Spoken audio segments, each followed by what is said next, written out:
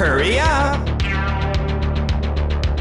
Hi, I'm Jomo. And I'm Kyle. And you're watching Time Attack. The only video game show on the internet.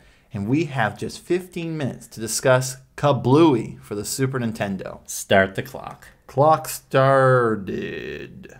So Kablooey is it's a game. Well, explain to the audience best you can. It's a puzzle game that involves you playing an avatar of sorts, walking around and detonating all the bombs without destroying yourself. And you do this about, from what I've read, 130 times. There are a lot of levels. Yeah. I'm guessing you haven't seen a large percentage of them. No. I got to about level 30, and then I said, I've seen enough. I've played enough. I'm done. That's pretty good. I think that's about where I got too. Really? Yeah, I found... Okay, well, Kablooey is a game that when I was younger, I rented it for a weekend. Yeah. And I thought it was great. And I remember, but I think I was an idiot because I got to the level with the ice, where there's a lot of ice. Yes. And my stupid 7-year-old brain or wherever I was couldn't figure out they have to go all the way to the end and detonate them backwards. Yeah. So I was never going to beat that game as a kid. I then revisited it many years later and did a previous video review for another channel where I was also very positive about it. It turns out as you get older, sometimes your tastes change, because when I was playing it for this video, I'm like, oh, this is going to be great. Yeah. And then it's got problems. Yeah, I just, this is a great game if you like puzzle games a lot, and you just inherently enjoy it. But the problem for me was that although I can give it praise from different levels, it's an interesting concept. It's, for what it is, it's fine, but it's pretty basic, and I think it's actually a PC or Commodore 64 game. It's not like it was built for the Super Nintendo from the ground up. I could maybe see that. Ultimately what happened was around level 20 or 30 is when you start finding maps that are bigger than one screen. And it's not even a puzzle at that point. It's just figuring out process of elimination, because there's a bunch of warps and you're moving all over the place, and it's like, if I blow up this, then warp over here, and you have to do it 100 times. Dude, there's I think level 25, 26, where it's I look at the map and I'm like, okay, where can I detonate a bomb and live? Oh, right there. Oh, you won the level. It's and there's all, you can control the tank here. There's another tank over here. It's all pointless. And I prefer that level design where it's you can see the whole thing, and even if some stuff's there is almost like a red herring, right? You don't really need the tank. It's there to trick you. Well, if you press start, you can see the entire map. Yep. If you press select, you can only see a portion of your area. Oh, maybe I didn't know that. It's like when you press start, you're actually pausing the game. The timer stops. And I didn't realize until I got to close to level 30 where I'm I can see everything. That's kind of cool, I think. Because, I know there's some levels 31 where, you're teleporting and it's you're moving all the way over here. And I didn't check the map there, surprisingly. And that's really, if I'm going to say the one reason I didn't enjoy myself that time, it's the levels that were too big. That I didn't feel like I could think ahead far enough because I didn't really know where I had to go. I couldn't see the whole map at one time. And it felt too much like trial and error. Whereas the smaller levels, there was trial and error, but I do think if I thought it through well enough, I could beat it. Well, let me ask you this. When you did your map view, did you see the avatar in his body a little bit, in his hands kind of? Yeah, he's wherever you're standing, you see him. Yeah, okay. Well, the other... If you press start, you see just an icon that represents him, and then you see the whole thing. So yeah, your problem that you had the game might be solved already. Time to play Kablooey again. Oh yeah, all 130 levels according to Wikipedia. But there was the other nitpick I have, and this is something that can be alleviated just by reading the manual, I'm sure. But there's a lot of different little things to interact with. And the game kind of just throws a bunch of, it doesn't really introduce them one by one in a way that you learn what they do. It's here's 10 new random looking things. Try and figure out, Here's a switch, here's an enemy, and here's a teleporter. And it's okay, I guess I'll figure that out. I remember the very first level I played, I must have went left. Killed myself. And I'm that's the beginning of this game. It's press one button, you're dead. Now, that's fair. I wasn't, giving it a fair shot. I got to level 9. That's where I got stumped. It's every block is destroyed. This isn't making sense. And then I had to go and watch someone play because I'm like, there's got to be a way to do this. And then I realized, oh, the bigger bombs explode in a certain pattern. And I'm like, oh, okay, this is how it works. Oh, and that's fair. Yeah. That's fair. And then I worked all my way up to like level 30. And by that point, I just got bored. And, you know, it's just they're not having fun. It's more about like there's a satisfaction of actually solving the puzzle. But when it comes to me actually enjoying the process, I started to realize I don't like this. This isn't fun. You know, like it's fun that I beat it and I feel sort of like, oh, I got to the next level. But player one, get ready. Oh, and I'm like, when I rented that game, I thought I had a glitched copy. But so obviously I've played it multiple times over the years on various formats, and it's like, no, it's as you play the game, it goes get ready. Yeah, I thought so too. I thought it was like there was something wrong with it but no. It's the music. I mean, they did what they could, you know. No, they didn't. They were so lazy with the music. Oh, well, it's literally the same track. Well, that's another problem with it. There was no variation in music, but I thought like, all right, well, it was made by two guys, as far as I'm aware. Okay, well, so I'm like, you know, this is like an arcade game. This would be great in the arcade. Oh, you got to level 31, man. Oh, there's someone's record. They got all the way to 55. Why? I didn't know there was that many levels. That'd be fun. This isn't like, do you want Super Mario World or do you want Kablooey? You know, they're both on the console and they're both the same price. It's like, my God. Well, please tell me you want Super Mario, bro. Please. A lot of games, if you do that, it's not really fair to I know, Mario but game. It's a port. It's a port. So that's the thing that kind of made me feel like, okay, I could be a bit forgiving of this game because it's not.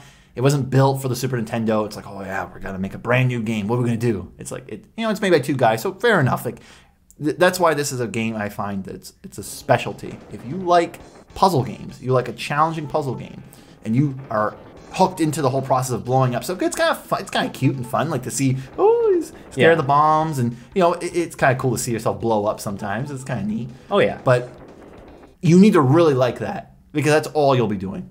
I think I like because there's so many different mechanics that to their credit, they try to like put a lot of variety within this framework, right? And I think some mechanics are more fun than others. Like I like the detonation bombs where if you detonate any of these ones with these satellites or antennas on them, all the ones on the map will. That was a fun puzzle.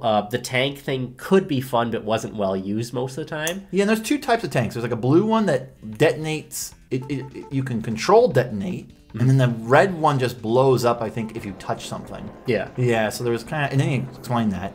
But I mean... Now, we were playing on Virtual Console. Not Virtual Console. And the Nintendo Switch Online. The Nintendo Switch Online. Sorry.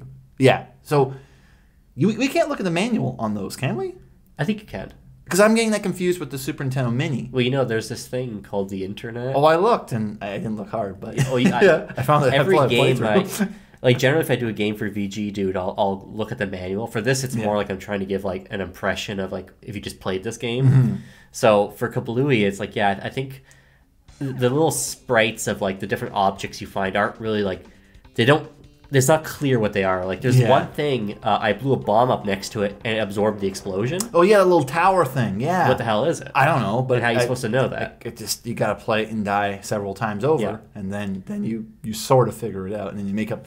You decide in your head what it is based on what it does.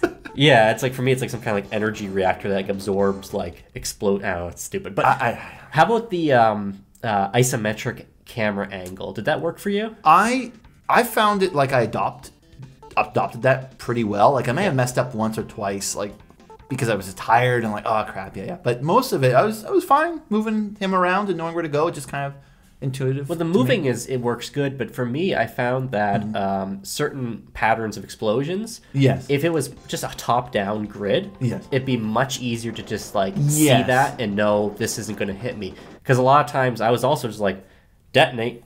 Just like the guy, like, who knows what's going to happen? Well, I found that, with the explosions that you would, with the levels where it wasn't just everything was exploding all at once, where like you were, choosing certain bombs to blow up, you just had to make sure that you hit a small bomb, basically. Yep. You hit a small bomb, you're good.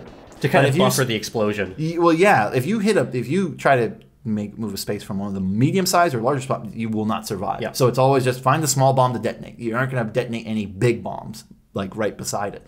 So I didn't find that too big of an issue for my experience anyway. Yeah, as I played, I kind of also did the same thing where it's like as long as a small one's next to a medium one and not a large one, it almost becomes like it almost gets to the point where there's not really an option. It's like you just like you said, you look at it, it's like that's what you gotta do every time. Yeah, I mean, it's very one-dimensional, but again, this isn't like exclusive to Kablooey. There are other games where it's like this is all you do. I remember very specifically, I was thinking about this earlier. I was working at Blockbuster, and a customer came and brought Soul Calibur 4 and said, I rented this, and I want to return it. And I'm like, oh, why? What's wrong with it? And he said, it's just all you do is fight.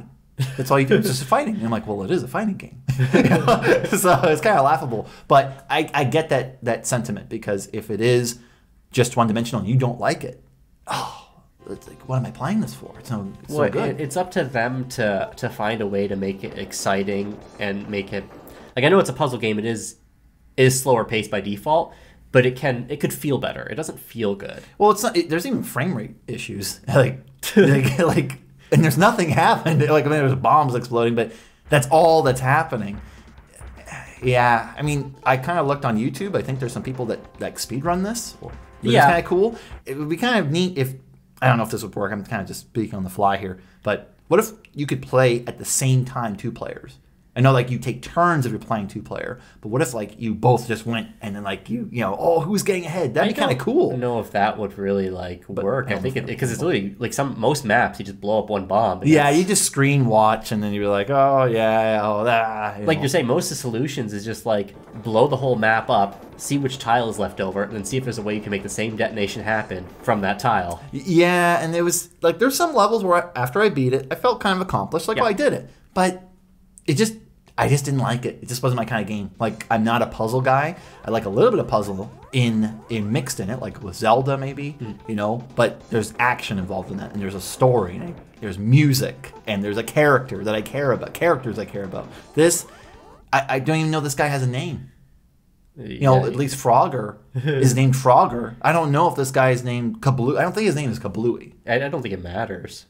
He's like you said, he's the avatar. You play as this guy. What's he doing there? What's he doing? Well, Who is he? Mr. Potato Head? What's that called? EOD, Explosive Ordnance Disposal. That's his job. That's his job. That's him. But why are we here? Like, there's even Claymates. Claymates has a story.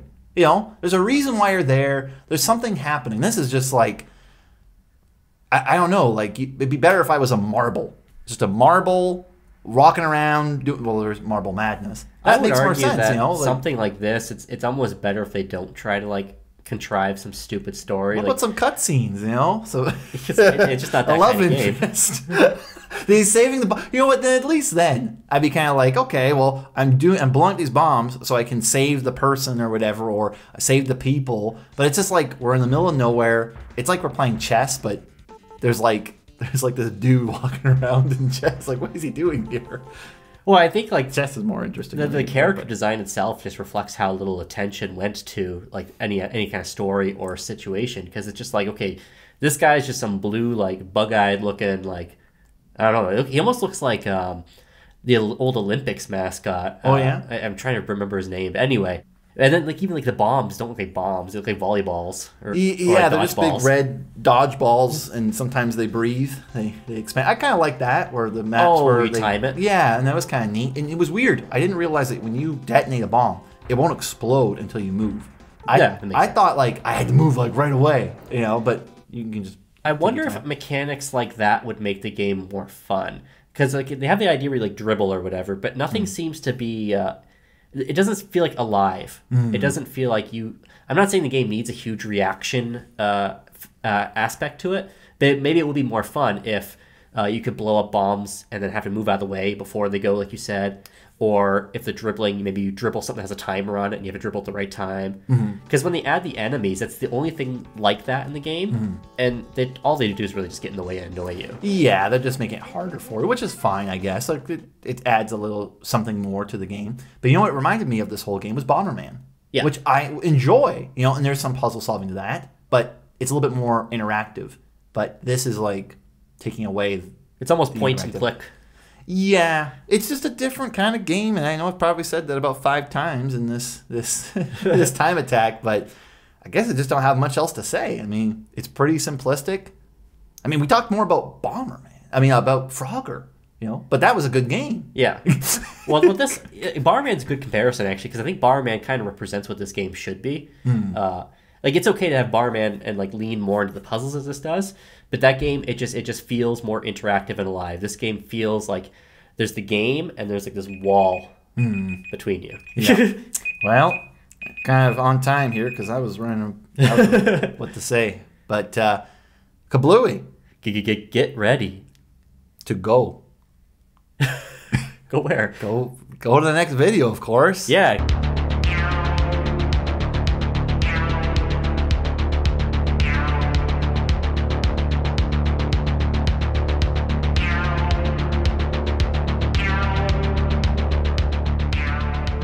Time over!